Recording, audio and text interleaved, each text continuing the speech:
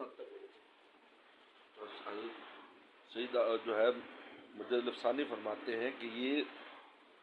ایمان کا جز ہے، جس طرح کے عقائد ہمارے لانا طبیل الکفر بھی اس کا ایک حصہ ہے۔ اگر یہ نہیں ہے تو اس کا ایمان نہیں ہے، تو وہ ان کا یہ نظریہ ہے۔ تو میں اس کو بخاری جب پڑھاتا ہوں بڑے شد و مت سے بیان کرتا ہوں تبری الکفر کا، کہ آپ ظاہری طور پر حسن سلوک کریں،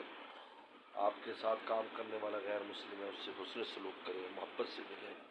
تاکہ اسلام تک راغب ہو، لیکن آپ کے دل میں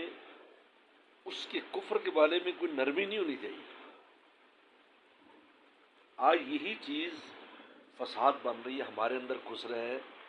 ہمارے اندر جو کفر آ رہا ہے یا کفر کی چیزیں، اس کی وجہ ہماری نرمی ہے۔ آپ ظاہری نرم رہیں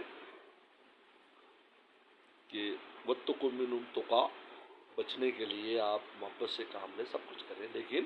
یہ نہیں ہے کہ آپ دل میں بھی نرمی لے آئیں کہ کوئی بات نہیں، اگر اس کا کوئی مسئلہ ہے تو کوئی بات نہیں، اس میں نہیں۔ الحمدللہ اس میں تو میرا عجیب ذہن ہے،